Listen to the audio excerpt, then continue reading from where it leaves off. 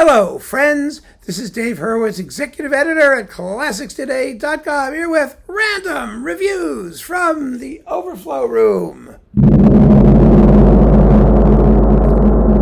And now, finally, we are really done with Mendelssohn. This is video number 13. Like I said, I sort of forgot a stack of Mendelssohn I had in the back shelf there, in the double depth shelf. So one more to go, and then we are moving backwards in the M's, and that will be fun too. But right now I have a beautiful collection of stuff. This is wonderful stuff. First of all, Toscanini doing Mendelssohn, A Midsummer Night's Dream. Oh boy, did he do that well. I mean, the scherzo, nobody did the scherzo better. This is with the NBC Symphony, recorded 1947 and 1947. Okay, it was all recorded in 1947, along with the octet, the whole octet orchestrated, which is just terrific. Toscanini, of course, he knew Mendelssohn. I'm just kidding. But he does this stuff really, really well. It was perfect for him. It really was, because he could be tight and rhythmic and exciting and swift and beautifully balanced and all the things he did so well. That's on RCA, of course. Mendelssohn, complete works for violin and piano with the Nomos Duo. This is a beautiful record. It's on Naxos. Probably nobody cares, but it's lovely. And there's some wonderful music here. There's an F major violin sonata from 1938, which is kind of late, and it's beautiful, absolutely beautiful. Then some early things. His Opus 4, the sonata for piano and violin in F minor from 1923, and then an even earlier one, an F major from 1920. He was all of 11 when he wrote it. Oh, it's just so depressing. You know, you just wonder, what have we accomplished lately? And then a bunch of short pieces, little movements and fugues and things like that. But these are three lovely works, and the F major sonata from 38 is really a serious piece. They are good pieces of music. There's some wonderful tunes, and the Nomos Duo plays them absolutely beautifully. They are a Nicholas Milton violin and Nina Margrethe Grimsdottir, she's Icelandic, piano. Really, really good stuff. It's worth considering. And a lovely disc of choral music with the Corridon Singers, the English Chamber Orchestra, and Matthew Best on Helios, the mid-price Hyperion label. I'm sure this is all out of print and gone and whatever. 6 anthems for different times of the year. Well, those are pretty. There's most of this is in German and whatnot. Hear My Prayer, and the Ave Maria is here, and there's a Kyrie, and all kinds of other goodies like that. We talked in the last video, and one even before that, about the big choral music boxes, 10 CDs worth of stuff. It's definitely worth considering, but if you just want a selection of lovely pieces, this is a good way to go. It really is. What's this one? The piano trios. Oh, the piano trios with the Florestan Trio. This is wonderful.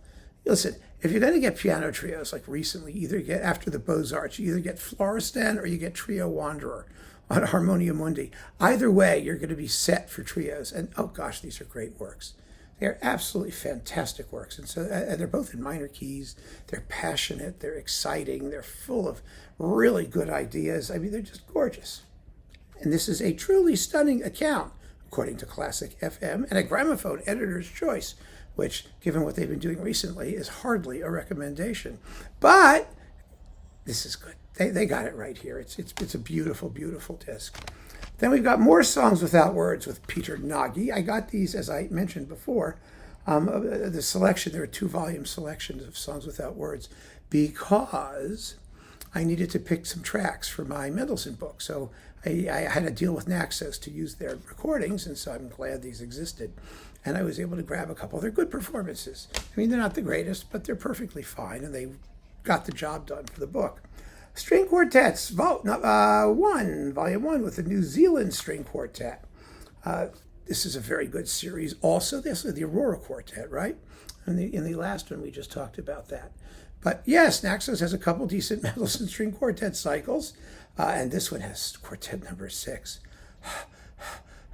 The most powerful bit of expressionist nightmare music you've ever heard in your life. It's a slamming piece of music. He wrote it in the wake of his sister's very sudden death, and Mendelssohn was absolutely inconsolable. He was also inconsolable, but he was both, and you hear both in the string quartet. And number one is one of the most fascinating examples of like advanced thinking and cyclical form and the influence of the late Beethoven quartets, and really until much, much, much later in the 19th century. And string quartet number 4 in E minor, which is one of the Opus 44 quartets, which are more classically shaped but no less alluring. It's great stuff, absolutely great stuff. Perfect string writing, it's amazing. String Quartets Volume 1, up with the Aurora String Quartet. See, there they are. And this has quartets number 6 and number 3, along with the Capriccio in E minor and the Fugue in E flat major. Well, we talked about these before. They're both very good cycles, and there's nothing to snicker at. Piano Works Volume 5 with Benjamin Frith, an excellent series. Really, totally wonderful. We've got, the Fantasia in F sharp minor, Opus 28, also known as the Scottish Fantasy. Sonata Écossaise, or the Scottish Sonata. It's a great work. And it has a lot of the same musical stuff as like the Scottish Symphony and the Eerste Walpurgisnacht and the Hebrides Overture. It's that style that Mendelssohn had. He had real, actual, characteristic things. And you hear it in this piece, and it's just lovely. Then we've got 7 characteristic pieces, Opus 7.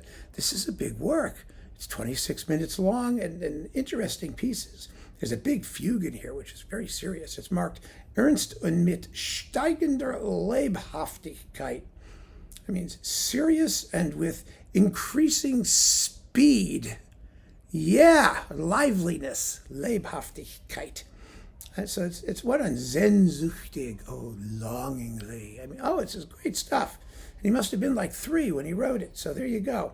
The Prelude and Fugue in E minor, the Sonata Movement in B flat minor, and the Capriccio in F sharp minor, Opus 5, which is oodles of fun. That's good stuff. Then we've got Mendelssohn Piano Works, all the complete piano works with Martin Jones.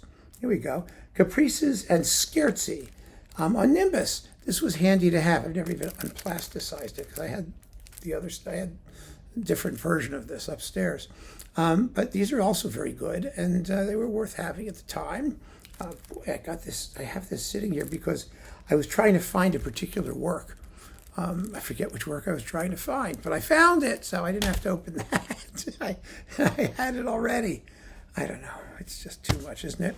And last but not least, Midsummer Night's Dream, complete incidental music with spoken text and melodramas in English. With the New Zealand Symphony and James Judd. This is a very, very good performance. It's very well recorded. I loathe having spoken anything in connection with this stuff. I don't think it's necessary. But for me, at least, the melodramas, I understand because there's music underneath. The other bits of spoken text, as long as you keep it to a minimum. And this is tastefully done. It really is. I don't like it for that spoken stuff, but it's done well, and it's in English, so I can understand it. And then when I understand it, I'd rather hear it in some language like German, which I don't understand as well, because then I can ignore it. Anyway, there it is. Good performance, really good performance. And last but not least, from French Sony, Ormandy and Philly. What a way to wrap it up, huh? The Italian Symphony, the Midsummer Night's Dream Overture, Scherzo, Nocturne, and Wedding March, which is in the big Ormandy box. It's from 1963. One of the big Ormandy boxes, the Scherzo from the Octet, recorded in 59, and the March for the War March of the Priests from Athalie from 1966. Great performances. We know that these are great performances, and they sound lovely. And back in the day, before Ormandy boxes existed, some of this stuff was on Essential Classics, not all of it. And it was hard to find, so I got this as an import somehow from France, and I'm hanging on to it just because. So keep on listening, friends. We are done with Mendelssohn, I promise. Take care. Thank you.